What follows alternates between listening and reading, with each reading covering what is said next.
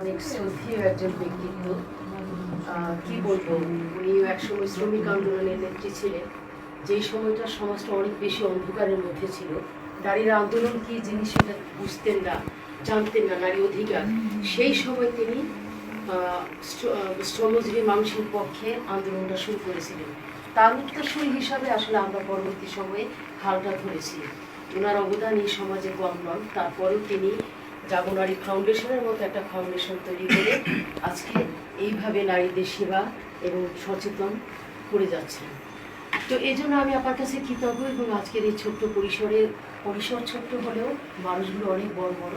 আজকের যিনি প্রধান অতিথি আবির আহাদ, ওনাকে এমন কেউ নারীদের চেনেন না। ওনার বক্তব্য এমন কেউ নারীদের শোনেন। ওনার লেখনী সম্পর্কে আপনারা অনেকেই জানেন, এই ঘরে অনেকেই জানেন এবং সারা বাংলাদেশের মানুষই তাকে চেনে জানেন। আমারও অনেক শ্রদ্ধেয় একজন ব্যক্তিত্ব। অনেক চমৎকারভাবে উনি কথা বলেন এবং আমার এক আপা বুঝছিলেন যে তিনি নারী বান্ধব। আসলেই তিনি নারী বান্ধব একজন মানুষ। কারণ আমাদের এই সমাজে যদি এই নারী বান্ধব মানুষগুলো যদি না থাকতো, তাহলে আজকে আমরা এই নারীরা এত দূর আসা হয়তো সম্ভব হতো না। তাদের হাত ধরেই হাঁটি হাঁটি পা পা করে সাজু যেমন একজন, কারণ আমরাও যখন ছোট ছিলাম তখন সাজু আমাদেরকে সেভাবে ধরে ধরে এগিয়ে হাঁটি হাঁটি পা পা করে শিখে আজকে পর্যন্ত নিয়ে এসছে। তো ফলে এই মানুষগুলোর অবদান, আমার পাশে যিনি বসে আছেন আপনারা সবাই তাকে চিনেন যে উনি একজন রাজনীতিবিদ এবং এই অত্র এলাকায় উনি 7 নম্বর ওয়ার্ডের নির্বাচন করেছেন এবং আওয়ামী লীগের একজন ভালো একজন নেতা, মানুষের জন্য কাজ করে যাচ্ছেন। আপনারা সবাই প্রত্যেকে কারো কোনো অবদান কোনো অংশে কম নাই। আপনারা সবাই যার যার অবস্থান থেকে যার যার জায়গা থেকে আমরা প্রত্যেকে চেষ্টা করছি এই সমাজটাকে কিভাবে সুন্দর এবং সমৃদ্ধ শক্তিশালী করে গড়ে তোলা যায়। তো আমি জাগো নারী ফাউন্ডেশনকে ধন্যবাদ জানাই এরকম একটি আয়োজন করার জন্য। গতকালকে রাত্রে আসলে আপনার সাথে আবার একটু আলাপ হচ্ছিল, হঠাৎ মনে হলো যে না, আপা সবসময় প্রোগ্রাম করে, আজকে কেন নয়। উনি সবসময় প্রোগ্রাম করেন, বড় পরিসরে করেন, যেভাবেই করেন করতে হবে প্রোগ্রাম।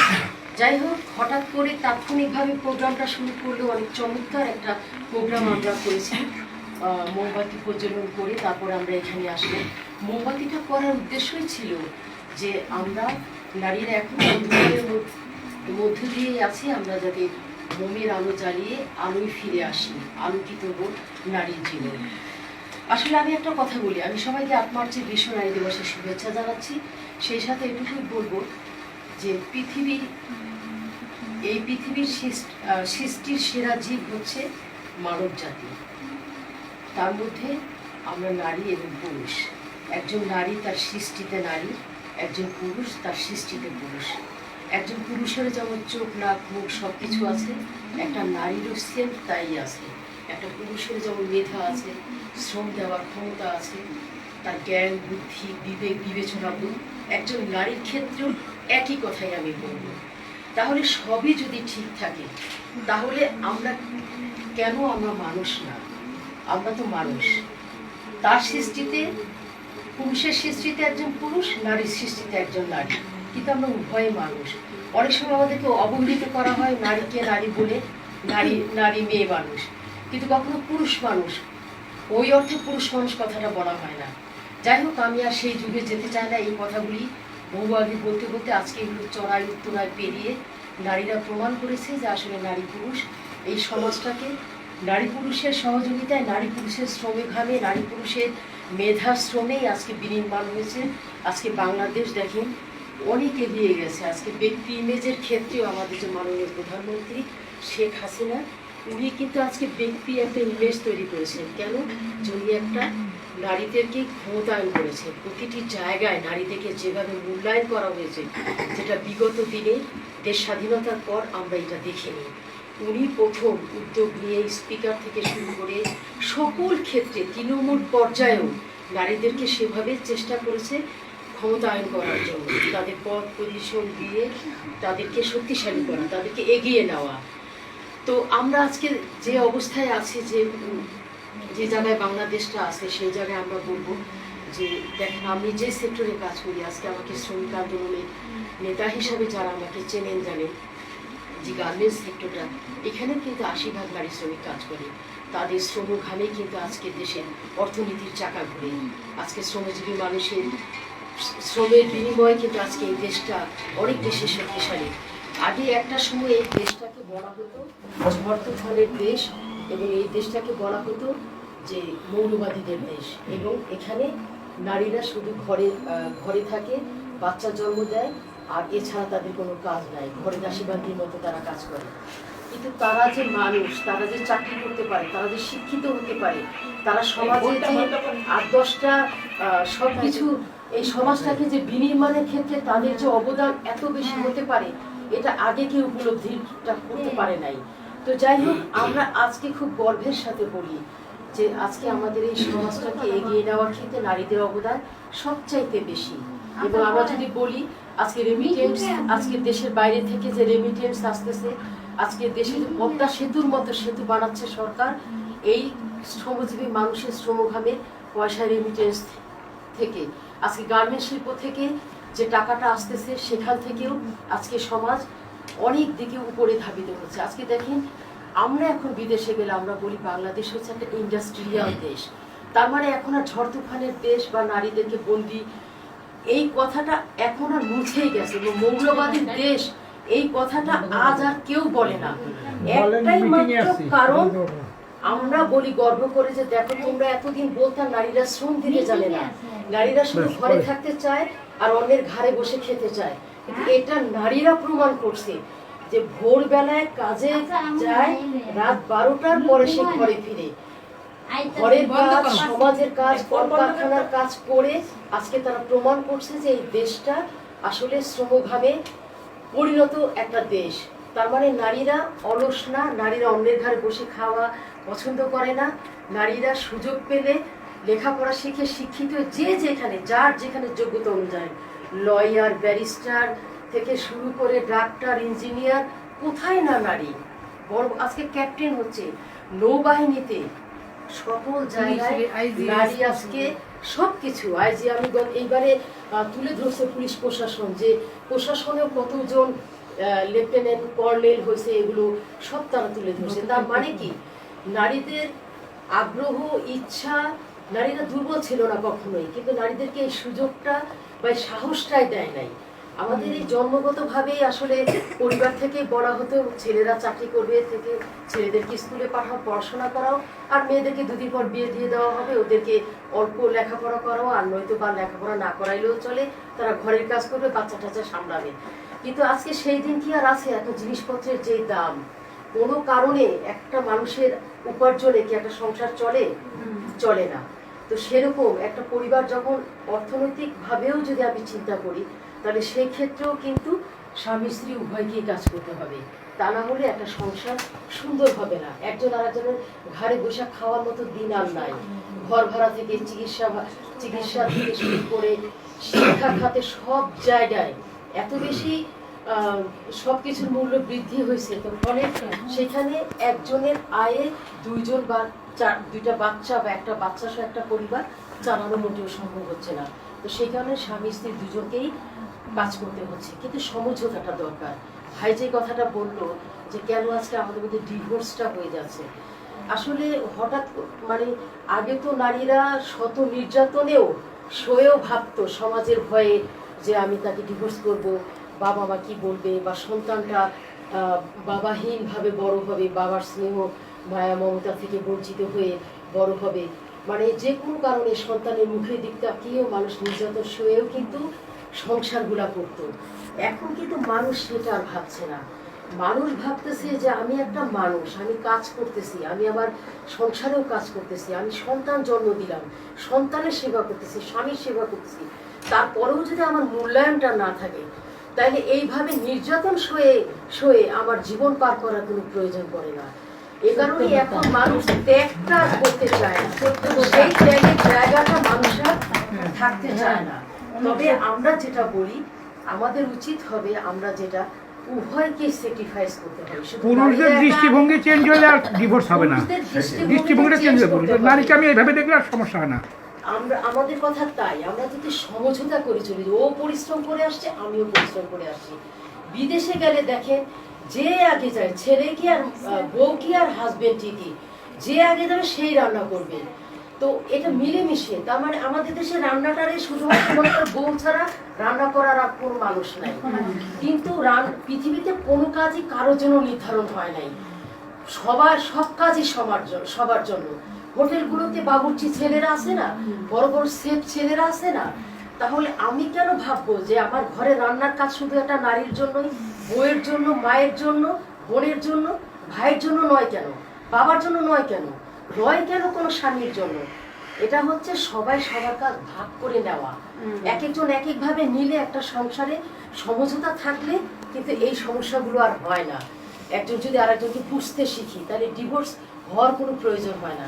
কারণ ভালোবাসা থাকতে হয়, এই ভালোবাসাটা তৈরির জন্য একে অপরের প্রতি একটা স্যাক্রিফাইস মানসিকতা থাকতে হবে, মর্যাদা দিতে হবে, মূল্যায়ন করতে শিখতে হবে।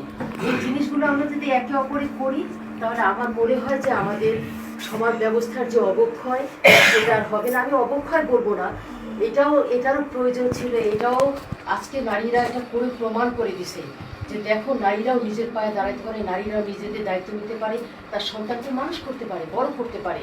তোমরা মনে করছো যে তোমরা ইনকাম করো, তোমার ছাড়া একটা নারী কিছু করতে পারে না, তা না। আমি এখন সিঙ্গেল মাদার, আমার হাজবেন্ড মারা গেছে, কিন্তু আমার মেয়ে তখন মাত্র ক্লাস 8-এ উঠছে, আজকে আমার মেয়ে বিয়ে পড়ে। আমি কিন্তু ইনকাম করে কিন্তু আমি আমার সন্তানকে মানুষ করতেছি। তার মানে এই মানসিকতাটা থাকতে হবে। এবং যখনই আপনি অর্থনৈতিকভাবে অর্থ ইনকাম করবেন, তখনই আপনার মনে হবে যে এটা অর্থনৈতিকভাবে মুক্তি হলেই কিন্তু নারী অনেকভাবে সমাজ এগিয়ে যাবে। আপনার অবদানটা প্রতিটা ক্ষেত্রে মূল্যায়িত হবে এবং এটা দৃশ্যমান হবে। তো সে কারণেই আমার মনে হয় যে আমরা নারী দিবস এখনো পর্যন্ত করি বা আলোচনা করি, বা এই নারী দিবসটাকে এখনো কেন আজকে মোম জ্বালিয়ে কেন আমাদেরকে বলতে হচ্ছে যে আমরা এখনো অন্ধকারে। আমার ওই ছোট্ট ভাইটা বললো যে এরকম এখনো ছোট ছোট বাচ্চারা ধর্ষিত হচ্ছে, এখনো নারীরা ধর্ষিত হচ্ছে, কেউ পোশাকের কথা বলে নানানভাবে কিন্তু মেয়েদেরকে। কিন্তু দেখি বিদেশে যদি আপনারা যান, কে কি ড্রেস পরেছে কেউ কারোর দিকে তাকায়ও না, এটা তো ভাবেও না কেউ, যার কাজ সে করতেছে। কে কি পড়লো আমার কিছু যায় আসে না। আমরাও তো মনে করতে পারি একটা পুরুষ যখন খালি একটা হাফ প্যান্ট পরে খালি গায়ে হাঁটে, আমরাও তো মনে করতে পারি যে ওইখানেও তো আমাদের দৃষ্টিটা চলে যেতে পারে। কিন্তু আমরা যখন ওইখানে যেও আমরা যখন নিজেদেরকে কন্ট্রোল করি, তাহলে পুরুষ মানুষ কেন কন্ট্রোল করবে না? কেন মানুষ একতরফা খালি ভাববে, নারীদের ঘাড়ে চাপাই দিবে, নারীদের পোশাকের দোষ দিবে, নারীদের চলাফেরায় দোষ দিবে? এই দোষাদোষী বন্ধ করতে হবে। নারীকে মানুষ ভাবতে হবে, ভেবেই আমাদের সমাজের কাজগুলোকে ভাগ করে নিতে হবে। এবং ওর সাথে মিশা যাবে না, বিয়ে হলে একটা বন্ধু থাকা যাবে না, এরকম ভাবাটা করা যাবে না।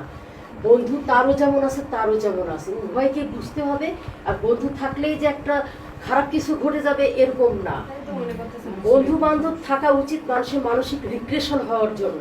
আমি সারাদিন পরিশ্রম করে হাজবেন্ডের সাথেও যেমন সময় দিই, বাচ্চার সাথেও কিছুটা সময় যদি আমার ফ্রেন্ডের সাথে শেয়ার করতে পারি, কিছুটা সময় যদি আমি সমাজের আর 10 জনের সাথে কথা বলে যদি আমার মনকে রিল্যাক্স করতে পারি, তাতে তো ক্ষতি কিছু না। এতে বরঞ্চ আরও সেই পরিবারটা আরও সমৃদ্ধশালী হয়, ভালো লাগে। আড্ডাটা খুব দরকার।